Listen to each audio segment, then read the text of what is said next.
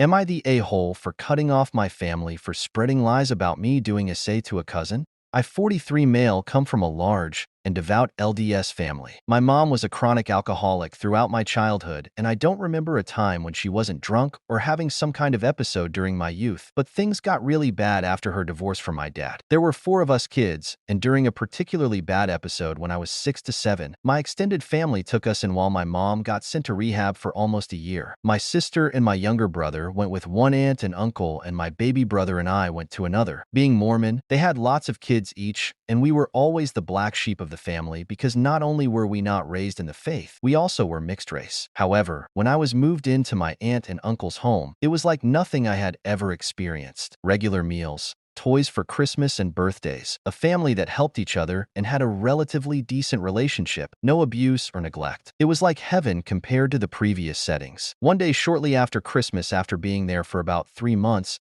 I was called into the living room by my aunt and uncle, and my grandmother was also there. My young cousin, who was maybe 3 at the time, 38 female now, told my aunt that I had entered the bathroom while she was in it and had touched her. This absolutely did not happen, but the mere accusation was enough to get me sent to live with my grandmother, further separating me from my siblings. I screamed for her to shut up as I heard the accusation, not thinking that I was telling her to be quiet because I did something wrong, but because I saw exactly what was going to happen. Sure enough, I was sent to live with my grandmother, and I stayed there until my mom got out of rehab. I was treated like an even bigger outcast by the family, and things didn't get much better when my mom reunited with us. My teen years were full of anger and violence and rebellion against that which I saw as injustice, and I grew to hate religion in general and the LDS Church in particular. I didn't see my cousin who accused me until I was 17, and by that point I hated her with a burning passion. It has taken many years and lots of therapy to get to the point I am now, where I can internalize my anger and disgust with her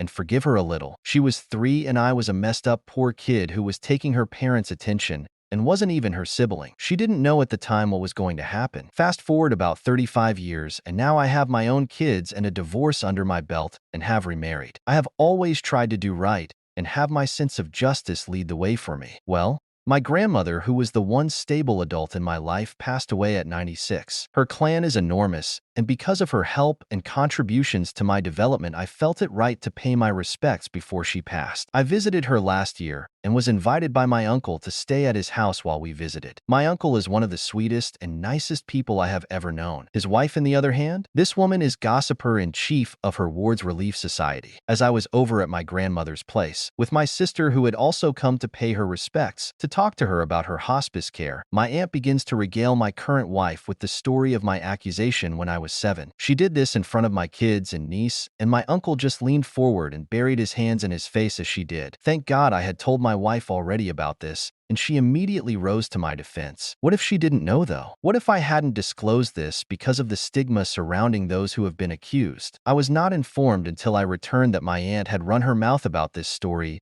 and I was on my way home across the state. I was livid, and it took me several days to confront my uncle about it in an email. I aired my grievances and again denied the accusations, and I feel that the conversation we had afterwards was constructive, and he said he believed me. Fast forward again to January. My grandmother passed, and I was chosen to be a casket bearer at her funeral. My family and sister all came to her funeral, and at the viewing, my cousin who had accused me approached as I was speaking to her dad, my uncle. He said, "Look who it is," and she gave me a curt humph. So I returned the greeting. It was incredibly awkward, and if I had been 20 years younger, I would have punched her right in the face. Who the F was she to be so rude? It was my life and reputation that had been ruined due to her lies. I made it a point to extract myself from the situation as quickly as I could, lest I begin throwing chairs and tearing up the funeral home's viewing area. I went to my rental and began drinking right away, and hit a THC vape pen all the way back from that shift show. Everyone at the viewing and the funeral service was very awkward and strange toward me and my family,